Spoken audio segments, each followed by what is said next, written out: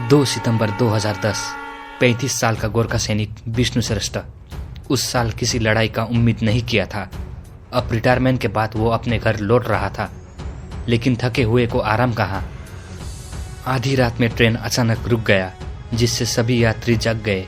यात्री अभी इसी कश्मकश में थे कि ट्रेन इस वीरान जंगल में क्यों रुकी कि तभी लगभग सभी दिशाओं से काफ़ी लोग अपने सीट से खड़े हुए और बंदूक, चाकू, डंडा और तलवार जैसे भयानक हथियार लहराने लगे। वो चिल्लाते हुए सबको शांत बैठने को कहने लगे। इतना ही काफ़ी ना था, साइड डोर से दर्जनों हथियार लिए डकैत घुस गए और ज़बरदस्त लूटपाट शुरू कर दी। इस खतरनाक परिस्थिति में भी विष्णु श्रेष्ठ शांत बैठा रहा, चुपचाप।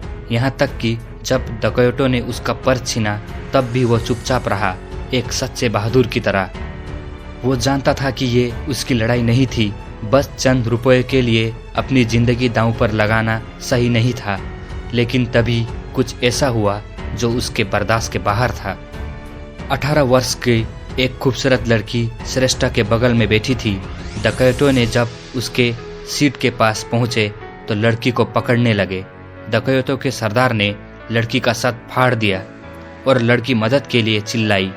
बस करो, चीखते हुए श्रेष्ठा अपनी सीट से खड़ा हुआ और अपनी खुखरी बाहर निकाला और डकैत का गर्दन काट दिया। अगले 15 मिनटों तक विष्णु ने ट्रेन की पूरी पोगी में दौड़ते हुए उन डकैतों को काटना, घोंपना और फाड़ना जारी रखा।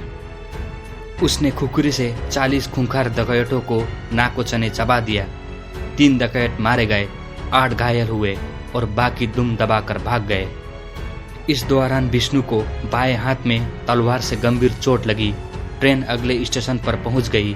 वहां से विष्णु को अस्पताल पहुंचाया गया और अब वो पूरी तरह से स्वस्थ है। सभी मृत और घायल डकैतों को पुलिस लेकर गई। भारत सरकार ने डकैतों के ऊपर रखा गया इनाम भी विष्णु को सौंपा। उसको जीवन भर हवाई टिकट और रेल टिकट पर छूट दिया गया। उसकी असीम साहस, बहादुरी और फर्ज का प्रति निष्ठा के लिए भारत सरकार ने उसको सेना मेडल से नवाजा। हैरानी की बात तो यह है कि उस लड़की के फैमिली ने विष्णु को 4 लाख का इनाम देने की बात की, पर विष्णु ने यह कहते हुए मना कर दिया कि युद्ध में दुश्मनों से लड़ना मेरे सैनिक होने का फर्ज है। ट्रेन में डकैतों को धूल चटाना मेरे इंसान होने का फर्ज था। विष्णु श्रेष्ठ, द गोरखा आर्मी।